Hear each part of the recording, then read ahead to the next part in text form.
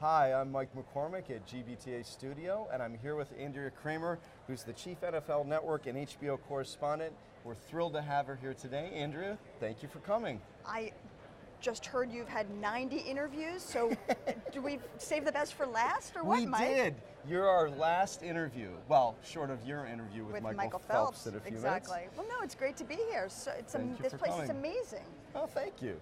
So, you've had a phenomenal career as a sportscaster. Do not talk in the past tense. You continue to have a phenomenal career as a sportscaster. And you've probably been asked this a lot, but in a traditionally male-dominated field in sports, what drew you to this, and tell us a bit about that from that perspective. Well, I've always said that there are two kinds of women, typically, who get into the sports field.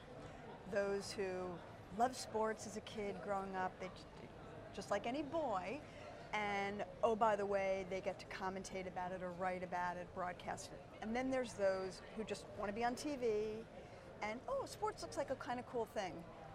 I was the first. I've loved sports since I was 7 or 8 years old, right. And the best thing that I had going for me is that my parents thought it was okay that cute little Andy loved sports, and they supported me, and they bought me books, and it was I was really lucky that I had a supportive family that didn't think it was strange that I liked something that really wasn't the norm for little girls. It's like to say, some girls had Barbie, I had Larry Zonka, the fullback from Miami Dolphins. That's who I loved growing up. Seriously.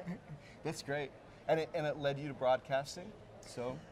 Well, it's funny, I'll talk to high school kids, and I will say to them, when I was your age, I didn't exist. And they kind of look at me quizzically. They don't really understand what I'm saying, but it was true.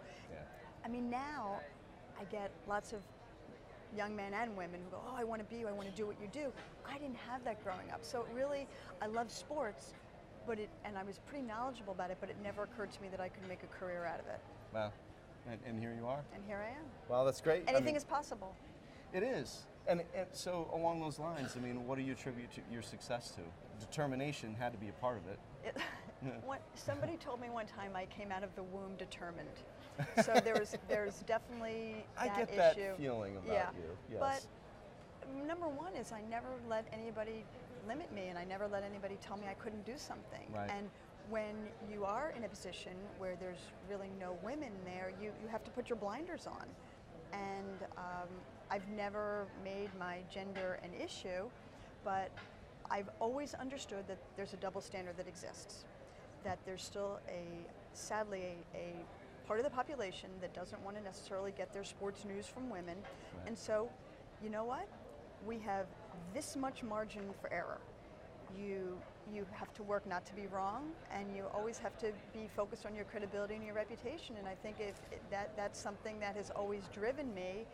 And as I said, reputations are really hard to build and really easy to break down. So all you have is that ultimately in any profession. It's very true. So let's talk sports. Okay. So I had to ask you this. As a sportscaster, is it hard to stay neutral, even though you must have favorite teams of your own? Well, you get asked that. As I say, here is who becomes your favorite team and your favorite players and coaches. Right. The ones that are easy to work with. It's that simple. That's right. I mean, it's all about me. Right. I mean, it's all about who's good to work with. Right. And sort of the fan sensibility does fall by the wayside.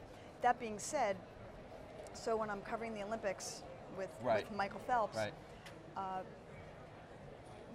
if you love sports, if it's in your DNA, if it's in your bones, how do you not watch the accomplishments of someone like no Michael matter Phelps? where they're from or what, right.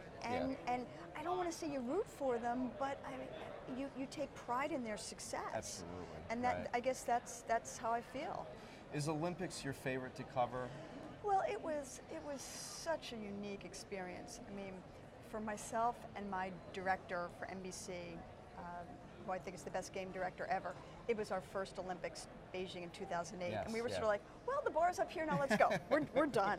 Where do you go from when you Right. come in at the top like that? Right. And I've maintained, and I still maintain that I think that what we saw in Beijing with one individual winning 8 gold medals is something that we'll never see again. Yeah. I just don't think. Well, and to be there, seeing it live, and be a part of all Right. of it, It must be was amazing. crazy.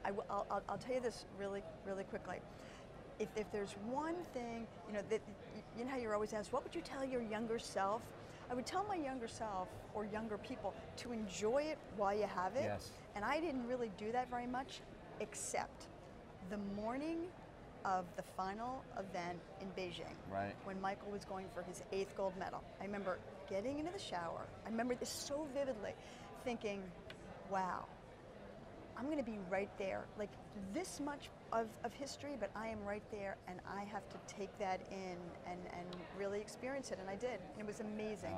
And you're right, and live in the moment a bit, right? Those experiences are so, precious, right? Yeah, absolutely. Yeah. I mean, listen, I'm very lucky. I had a 6 or 8 month, whatever it was, period where I worked the Olympics in Beijing, and then we had our Super Bowl in NBC, and it was the Steelers and Cardinals, Santonio Right. Holmes tiptoe Yeah, catch. yeah. I mean, I worked these 2 events. Some people don't get that in their entire career, and I Yeah, got it in, yeah. 6 months or so? Right. Pretty cool. Well, it's good. I mean, it's great to see that you have that, appreciation I do. for it. Very Yeah, grateful. Yeah. Must be grateful. So, challenges facing the sports world today, from your perspective? I mean, there are many, right? But Right. what do you see as the... Well, I think from a business standpoint, it's got to be cord cutting. Yes. And it's got to be the new modalities, the new forms that people are going to watch there. Right. I mean, sports have been pretty recession-proof and all because people love to watch live events. Right. I mean, you know in a nanosecond who won, so DVRing it and watching it 3 hours later, a little tough. Right. So there's that issue. And then I think from really, in any sport, health and safety issues. Yeah. Huge. Yeah. Huge. Well, we know so much more than we did even 10 years ago. Correct. You see this in across every sport. Correct. There's Right. athletes are much more informed about what they're potentially getting into, especially in sports like football or hockey, or when Right. anytime head injuries are involved. But Equipment as well, training, right, et cetera. Yeah, exactly, yeah. exactly. So, looking ahead, what are you excited about in the year to come, aside from interviewing Michael Phelps here Right. today? Well, one of my producers when I was at ESPN said to me one time before the season, he said, how do you do it year after year, and you come with sort of the same energy and the same enthusiasm? And I said, in some ways, it's not that different from being a Broadway star, okay? Right. It may be your 100th performance, but it's the audience's first, and you have that's to how you have think to of it approach that it. way. So Yes. I never think of it as like, oh God, another season, more stories.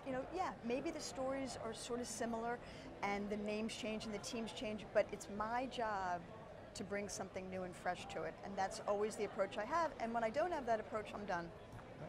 Great I'm out. advice for all of us. I think so. Andrea Kremer, we're thrilled to have you here. Thank Be a you. part of GBTA convention here in Boston. This is great. It's amazing just to see the breadth of all the companies here, and I'm thrilled to. We got to finish strong with Michael, and he's Yeah. he's such a compelling person. Not to mention all that he's accomplished. And I think if we can try to bring to your audience just a little bit of who he is and what makes him tick, then we've done a good job. Well, thank you again. And I'm Mike McCormick here from GBTA Broadcast Studio Live.